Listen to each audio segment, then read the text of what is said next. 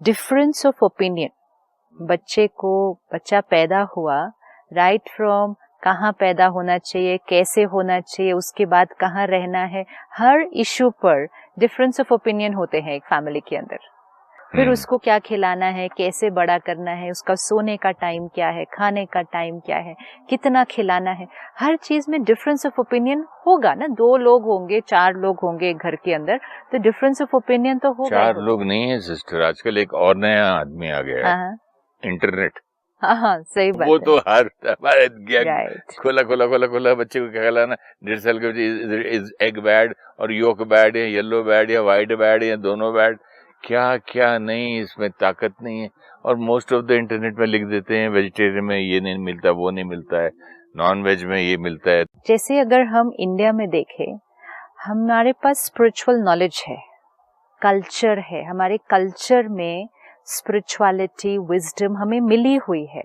हमें आंसर्स वहां से ढूंढने चाहिए, हमें सही नॉलेज वहां से मिलेगी। देखो वो तो जितने पुराने बूढ़े लोगों को क्या, look at this computer says this बोलते हैं लोग। This is where see what is happening.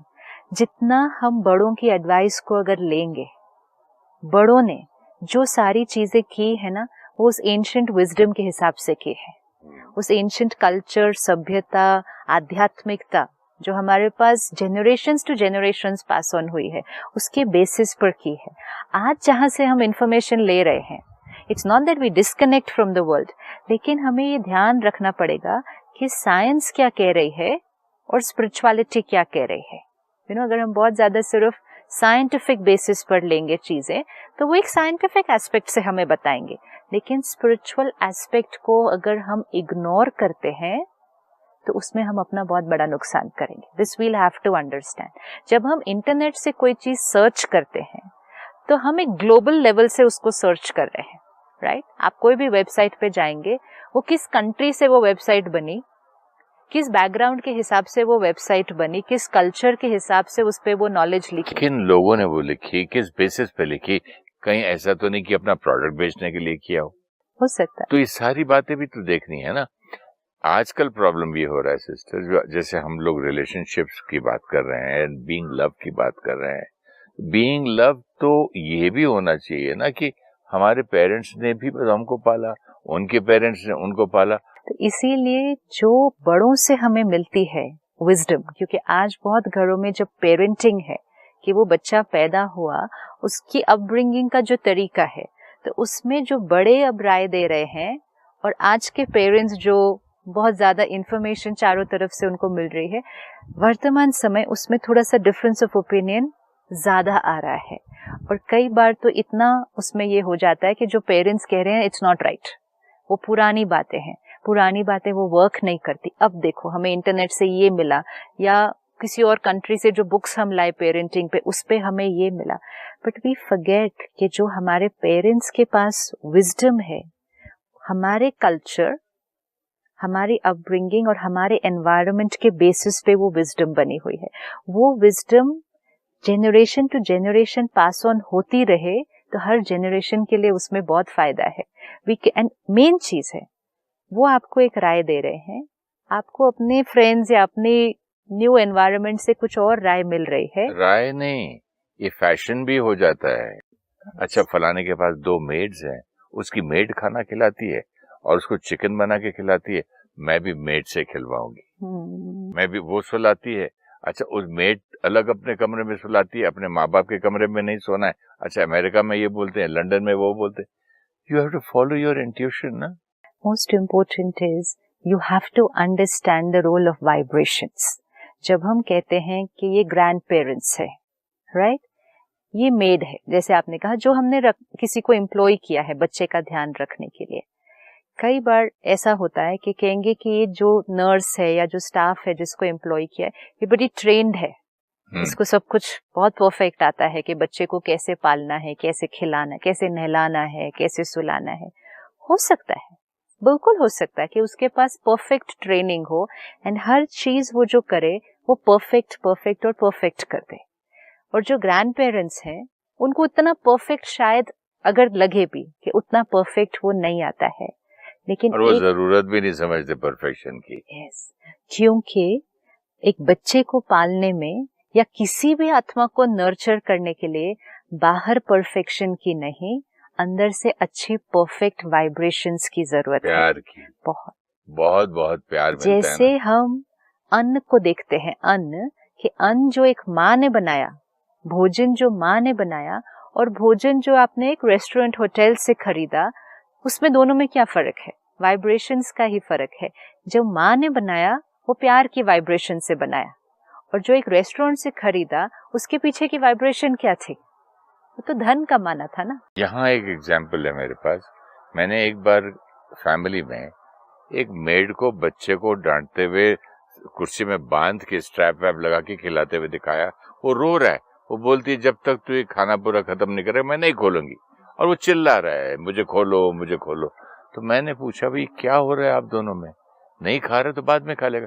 नहीं साहब, मैडम बोलती है कि पूरा खाना खिलाओ इनको, मैं नहीं खिलाऊंगी तो मुझे डांट पड़ेगी। तो उसका इंटेंशन क्या है, उसका भाव क्या है? वेरी ट्रू कि मुझे नौकरी करनी है, पैसे लेने हैं और मैडम का हुक्म मानना है। बच्चा का प्यार कहाँ गया? बच्चे के पेट में खाना जाए, किस भाव से जाए, वो जाके क्या असर करे, वो कहाँ है वो फीलिंग? तो वो जो स्टाफ हम एम्प्लॉय करते हैं, ठीक है हमें हेल्प करने के लिए कोई चाहिए, लेकिन खाना खिलाना, सुलाना, ये सब छोटी छोटी चीजें जो करनी है, ये वाइब्रेशन से काम करने वाले हैं। उस बच्चे को इस टाइम पर जो चाहिए वो वाइब्रेशन चाहिए। आपने परफेक्ट नहलाया, सुलाया, खिलाया नहीं भी किया ना, तो वो इतना फर्क नहीं पड़ेगा। अब जो ग्रैंड पेरेंट्स हैं उनकी क्या वाइब्रेशन होगी, जो दादा दादी हैं आपके घर के, उनकी क्या वाइब्रेशन होगी, और जो मेड आपने एम्प्लॉय की सैलरी बेसिस पर, उसकी क्या वाइब्रेशन होगी बच्चे के लिए? इसका कोई कंपैरिजन हो सकता है? चांस ही नहीं है। हम कैसे बोल सकते हैं कि ये ज्यादा बेटर तरह से खाना खिला देगी या इसको ज्यादा पता है कि कैसे करना है? वो धन के लिए काम कर रहे हैं। जैसे आपने कहा, वो अपने मालिक को प्लीज करने के लिए काम कर रहे हैं कि मैडम खुश हो जाए मेरे से, उसके लिए मुझे खाना खिलाना। आज कितने आउंस पिया, इतना पिला दिया, यू वेरी गुड, तुम्हारी सैलरी बढ़ गई। आज कितनी रोटी बच्चा खाया, very good, you are a perfect maid. ये थिंकिंग अपना अप्रिसिएशन के लिए। पर लेकिन जो लड़ाई हो रही है, बच्चा खा रहा। जो भी एम्प्लॉय होगा उसको तो अपनी अप्रिसिएशन और अपनी ग्रोथ चाहिए ही ना। वो तो एम्प्लॉय है ना, उसका तो इंटेंशन ही वो रहेगा ना। कोई भी एम्प्लॉय, हम भी कहीं अगर एज एन एम्प्लॉय जाएं तो हमारा भी तो इंटेंशन ये रहेगा ना कि to do our best at the job. हमारा जॉब है वो।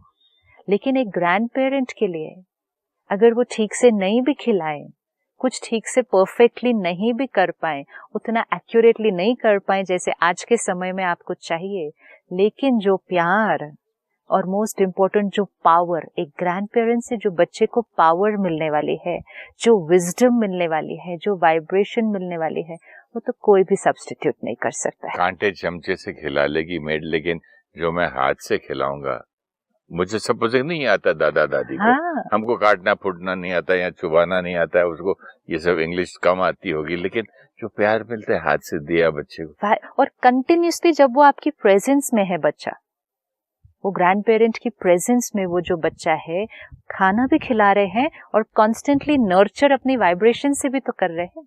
उल्टा हम फॉर्चुनेट है अगर ऐसे समय पर अभी भी हम एक जॉइंट फैमिली में हैं जहां उस बच्चे को इतने सारे मेंबर्स की वाइब्रेशन मिलती है। कितना प्यार मिलता है। कहाँ एक जॉइंट फैमिली में इतने मेंबर्स की वाइब्रेशन मिलना, और कहाँ उस बच्चे को मेड के साथ या एक प्ले स्कूल में टीवी लगा के छोड़ देती है वो। ये भी एक और पेरेंट्स चले जाते हैं तो वो बच्चों के जो टीवी निकले कार्टून फाटून लगा के वो अपना वो भी देखती है, बच्चा भी देखता है। ये जो छोटे छोटे रीजंस है आज, ये एक बहुत बड़ा रीजन बन रहे हैं कि क्यों आज की कमिंग जनरेशंस जो बच्चों की है वो इमोशनली वीकर है। हम जब बच्चे थे हमें जिस तरह का माहौल घर पे मिल रहा था और आज के समय में जो मिल रहा है उसमें बहुत फर्क है इन टर्म्स ऑफ वाइब्रेशंस। क्योंकि आज के समय में परफेक्शन बाहर दिखाई, उस पे फोकस है, परफेक्ट परफेक्ट, हर चीज परफेक्ट होनी चाहिए। जितना हम बाहर की परफेक्शन पर फोकस करते गए, व्हिच वाज गुड, लेकिन हम अंदर की परफेक्शन से दूर होते गए। जैसे हम कहेंगे ना, हम इंट्यूशन से दूर होते गए, लॉजिक पे वर्क करते गए, विजडम से दूर होते गए, साइंटिफिक कैलकुलेशन पर सिर्फ वर्क करते गए। कहाँ हमारी मेमोरी में हमें सब कुछ याद रहता था, आज हम सब कुछ सिर्फ गैजेट से करते हैं। तो हम अपनी इनेट, अपनी इनर क्वालिटी से दूर होते गए, तो बच्चे को हम क्या देंगे? हम उसको भी सिर्फ बाह्य चीजों पे डिपेंडेंसी क्रिएट कर रहे हैं। तो उसको, हर बच्चे के लिए, हर पेरेंट को जो आपने प्रायोरिटी वर्ड रखा, वो प्रायोरिटी पकड़ लो कि अगर परफेक्ट कुछ देना है आपको उस बच्चे को, तो वो परफेक्ट वाइब्रेशन है। वो बच्चा अपनी पूरी फैमिली के साथ एक कार्मिक अकाउंट लेकर आया है। अगर कई बार ये होता है कि जो मदर है उसकी अपनी मदर इन लॉ से उतनी रिलेशनशिप अच्छा नहीं है, वो रिलेशनशिप अच्छा नहीं होना उस बच्चे के ऊपर असर डालता है डायरेक्ट। क्योंकि मदर का अगर अपनी मदर इन लॉ से रिलेशनशिप अच्छा नहीं है, तो उसको ये भी नहीं अच्छा लगता कि वो बच्चा बहुत ज्यादा उसके पास जाए। आपको ये याद रखना पड़ेगा कि अगर आपका आपकी सास से रिलेशनशिप नहीं भी अच्छा, वो बच्चे का अच्छा होने वाला है। कई बार जो बहुत सारा दिन क्रिटिकल एनर्जी क्रिएट होती है घर के अंदर, उन्होंने ठीक से नहीं खिलाया, उन्होंने ठीक से नहीं सुलाया, उन्होंने ठीक से ये नहीं किया, हमें ये देखना होगा उस आत्मा के लिए ये दोनों आत्माएं बड़ी इंपॉर्टेंट है। जैसे पेरेंट्स, मदर एंड फादर उस बच्चे के लिए बहुत इंपॉर्टेंट है, उसी तरह मदर एंड ग्रैंड मदर, ये दोनों आत्माएं भी उस बच्चे के लिए बहुत इंपॉर्टेंट है। बहुत जरूरी। क्योंकि उस बच्चे का, उस आत्मा का दोनों के साथ एक पास्ट का कार्मिक अकाउंट है और दोनों के साथ एक बहुत प्यारा कार्मिक अकाउंट है। तभी तो एक आत्मा उसके लिए मदर के फॉर्म में आई है, एक आत्मा उसके लिए एक दादी के फॉर्म में आई है। जब वो आत्मा को ये सेंस होता है, एक छोटे बच्चे को, कि ये दो आत्माएं जो दोनों मेरे लिए बहुत इम्पोर्टेंट है, ये दोनों का मेरी वजह से आपस में कॉन्फ्लिक्ट चल रहा है, it's not very good energy. अगर आपको ये दिखाई दे कि मेरा यहाँ किसी के साथ झगड़ा चल रहा है आपकी वजह से, and because of you I am fighting with somebody, तो आपको अच्छा नहीं लगने वाला। आपको लगेगा मेरी वजह से ये दो लोग कितना लड़ रहे हैं। तो उस बच्चे को कैसा लगेगा? मैं आया ही क्यों यहाँ? मैं नहीं रहता तो दोनों बहुत खुश रहते। राइट। यहाँ तो मैं कहीं चला जाऊं पता नहीं, फिर अपने आप को आदमी कोसने लगता है। वो आत्मा क्या क्या सोचती होगी? गिल्टी। अब हमें लगता है कि छोटा बच्चा 4 महीने का, 6 महीने का, 8 महीने का, वो तो सामने लेटा हुआ, पेट में भी। आपको याद है वो कहानी अभिमन्यु की? राइट। जो पेट में उसने चक्रव्यूह का भी सुन लिया था रास्ता पूरा। तो हमें लगता है कि 4 महीने की आप बात कर रहे हैं। ये सारी बातें हमें इसीलिए सिखाई जाती हैं, टू अंडरस्टैंड कि इम्पैक्ट, कि दो लोग बात कर रहे थे, दो लोग बात कर रहे थे ना, और उस बच्चे ने सारा सीख लिया ना। देखो, और कई शास्त्रों में ये भी है कि पिता जो है वो रिसाइट कर रहा था कुछ श्लोक, तो बच्चे को ऑटोमेटिक पेट में था तब सीख लिया। और वैसे भी देखा जाए तो I don't know, I am not an authority on that. जैसे एक थॉट आया, एक म्यूजिशियन का बच्चा मतलब पेट से ही अपने पिता को या माँ को म्यूजिक बजाते हुए, गाते हुए सुनता सुनता सुनता कितनी जल्दी सीख लेता बाहर आके। इसीलिए नहीं, I mean this is not no, it's vibration, no, it's direct vibration effect. अब जो आपने कहा कि वो चक्रव्यूह पूरा सीख लिया ना अंदर ही, इसका मतलब दो लोग बात कर रहे थे, उस आत्मा ने सारा सुन के सीख भी लिया अंदर। This is for us to learn कि कितना डायरेक्ट इम्पैक्ट पड़ता है। हमें लगेगा वो बच्चा है, उसको क्या सुनाई दे रहा है, उसको क्या समझ में आ रहा है, लेकिन दो लोग, जैसे आपने कहा, दो लोग लड़ रहे हैं, तो वो सोचेगा मैं आया ही क्यों इनके घर में। And most important effect of vibrations. तो हमें अब प्रायोरिटी वर्ड हमेशा क्लियर रखना पड़ेगा कि हमारी फर्स्ट प्रायोरिटी है कि घर की वाइब्रेशंस हार्मनी में होनी चाहिए। हम बच्चे की अपब्रिंगिंग को लेकर, कि कैसे खिलाना, कैसे सुलाना, ये छोटी छोटी चीजों को लेकर कॉन्फ्लिक्ट नहीं क्रिएट कर सकते घर के अंदर। ये कॉन्फ्लिक्ट मदर इन लॉ के साथ भी हो सकता है, ये कॉन्फ्लिक्ट तो हस्बैंड एंड वाइफ के बीच में हो सकता है। हर बार अगर मैं ये बात सोच लूं कि मेरी प्रायोरिटी क्या है, बच्चा, लव, बीइंग लव, तो फिर ये आप जो कह रही थी ये प्रॉब्लम है। अगर मैं अब कुछ बोलूं इस वक्त तो मेरी प्रायोरिटी से मैं हट रही हूँ। कई बार मदर कहती है मेरा बच्चा, नहीं, ये मेरा बच्चा है, माई प्रॉपर्टी, मतलब I will bring him up और हर द वे आई वांट, कि मेरे को दूसरों के हिसाब से नहीं अपने बच्चे को पालना है, ये मेरा बच्चा है। नहीं, ये आत्मा आई है जिसका सब आत्माओं से इस घर में रिश्ता है, और हर आत्मा की वाइब्रेशंस उस आत्मा को मिले, इसमें उस बच्चे का फायदा है, ये हमेशा याद रखना होगा। सिस्टर, आजकल मैं 90% मदर इन लॉज को अपनी डॉटर इन लॉ सन के बारे में बोलते हुए सुना, भाई उनका बच्चा है, वो जाने, मैं बीच में नहीं बोल सकती, मेरी बेइज्जती हो जाती है। वो इसलिए हो रही है ना क्योंकि सामने से कोई रिएक्शन मिल रहा है ना, रिएक्शन मिला होगा ना कोई, तभी तो बोली होगी ऐसी बात। तो फिर ये कार्मिक अकाउंट अगर है तो वो तो सभी का बच्चा है, सभी का है। वो आया, उसका वो तो सभी के साथ अपना रिश्ता लेकर आया है, इसीलिए तो वो उस फैमिली में आया है। और जितना उसको सबका प्यार मिले, इतना उसकी नर्चरिंग है। आप देखो, वो एक आत्मा कितने रिश्ते छोड़कर आई है, कोई एक रिश्ता थोड़ी छोड़कर आई है सिर्फ। जब हम एक शरीर छोड़ते हैं, सपोज कोई 70-80 साल की एज में शरीर छोड़े, तो वो कितने रिश्ते छोड़कर आया है? कम से कम नहीं तो 15-20 क्लोज रिश्ते वो छोड़कर आया है। Brothers, sisters, children, grand children, वो सब रिश्ते वो छोड़कर आया है। आज उसको फिर से उतने रिश्तों की जरूरत है, उतनी नर्चरिंग की जरूरत है, उतनी बॉन्डिंग की जरूरत है। वी कैन नॉट से बस मैं मदर, ये मेरा बच्चा है, मैं इसका बेस्ट ध्यान रख सकती हूँ। नहीं, इसका बेस्ट ध्यान उसी में है कि इसको सबका प्यार, और प्यार मतलब सिर्फ जो कर रहे हैं वो नहीं, प्यार मीन्स सबकी वाइब्रेशंस मिले। और उसके लिए हमारी प्रायोरिटी है कि हम सब जो घर में हैं, हम एक दूसरे के साथ अपना जो रिश्ता है उसको हार्मनी में क्रिएट कर लें। घर जिसमें वो बच्चा अभी बड़ा हो रहा है, वो घर की वाइब्रेशन हम उसको क्या दे रहे हैं अगर कांस्टेंट कॉन्फ्लिक्ट में है? वी कैन नॉट ना। बच्चे को दादा का प्यार मिले, दादी का मिले, नाना का, नानी का, चाचा का, रिश्तेदार का, नेबर का, मतलब आंटीज का, सबका मिले, तो मतलब आपका ही फायदा है उसमें। बिल्कुल, क्योंकि उसमें बच्चे का फायदा है। हाँ, बहुत एम्पावरमेंट है, क्योंकि सोल जो पेन में आ रहा है पास्ट को छोड़कर, और फिर उसने एक बर्थ का प्रोसेस लिया, बाहर आया, वो पेन में ही होता है बहुत। तो वो उसको जितनी वाइब्रेशंस मिलेंगी, उसका वो पेन पास्ट का जल्दी हील हो जाएगा। It's very important. ये नहीं समझा मैं।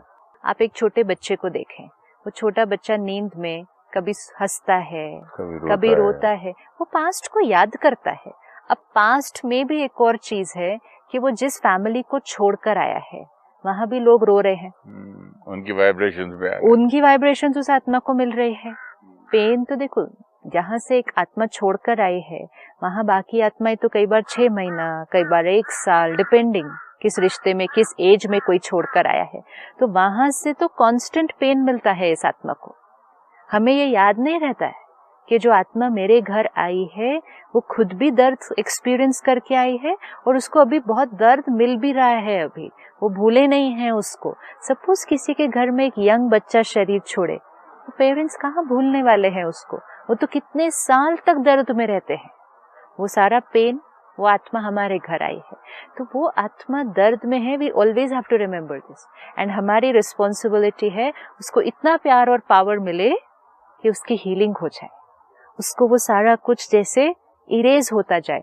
वहां से अगर पेन आए भी, यहाँ से इतना प्यार और पावर मिले कि it will compensate for all that pain that is coming. लेकिन वहां से पेन आ रहा है, यहाँ भी स्ट्रेस और पेन है, तो what will that soul experience? This is our responsibility.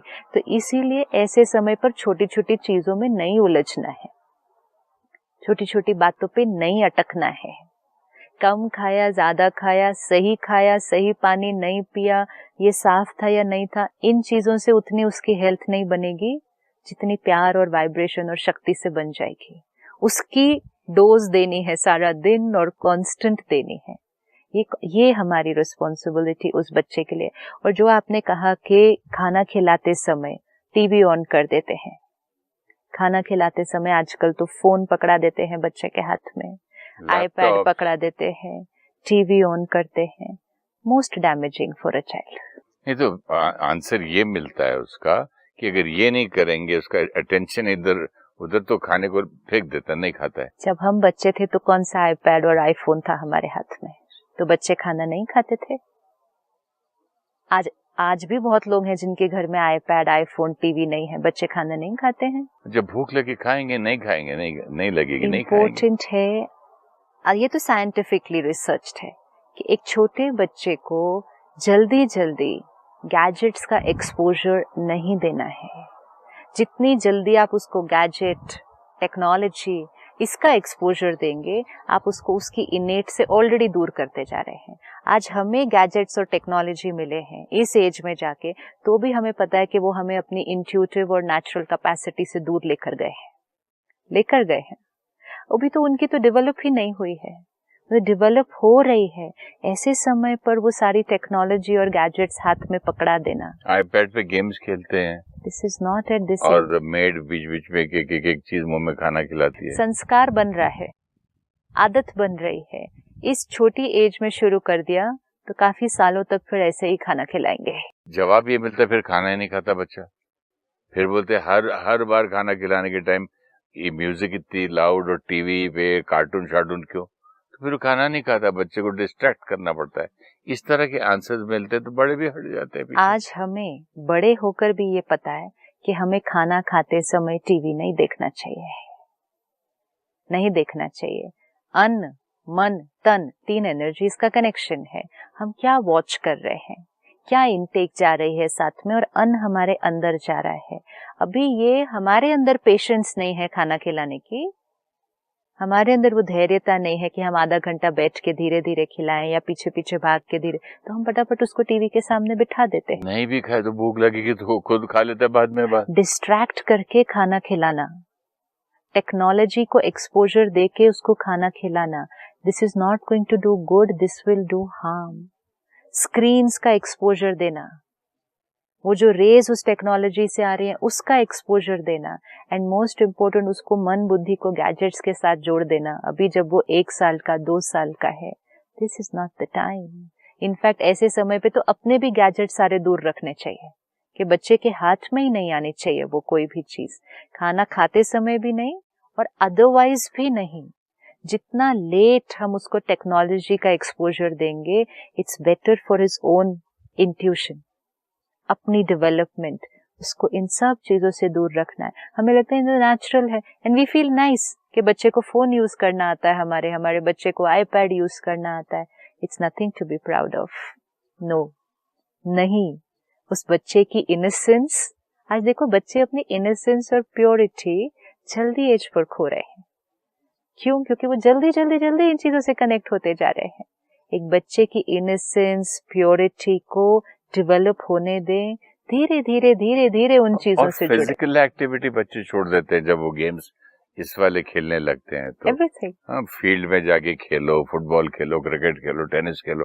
आज उस पे टेनिस खेलना शुरू कर देंगे नहीं तो। इमोशनल ग्रोथ नहीं हो रही है, स्पिरिचुअल डेवलपमेंट नहीं हो रही है। हम सोचते हैं टेक्नोलॉजी वाइज और बड़े इंटेलिजेंट हो रहे हैं वो, ये वाला पिलर स्पिरिचुअल और इमोशनल, ये छोटा होता जाएगा। हमें ये याद रखना है, जीवन में जो पिलर सबसे इम्पोर्टेंट है वो है emotional and spiritual strength. Sister, ये लाइन बहुत अच्छी है, अगले एपिसोड में से कंटिन्यू करेंगे। Om Shanti. Thank you so much.